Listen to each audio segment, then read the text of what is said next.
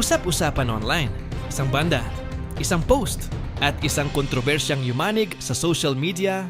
Boycott nga ba talaga?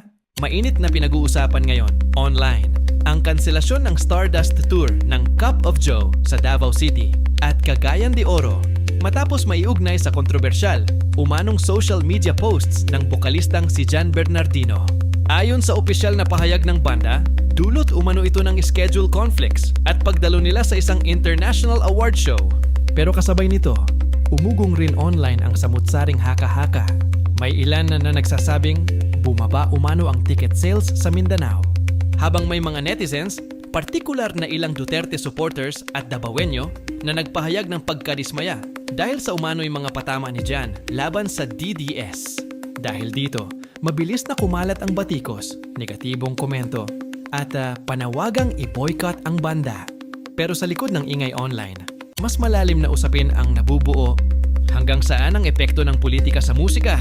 Maaari bang mabago ng isang post ang tingin ng publiko sa isang artist?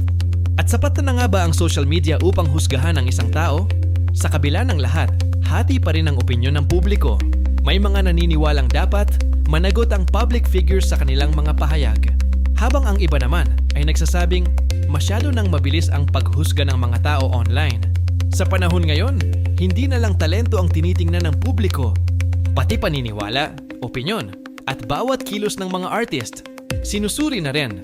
At ikaw, sa palagay mo, boycott ba talaga ito? O sadyang may mga post lang na hindi nagkaunawaan at mas pinalaki pa online?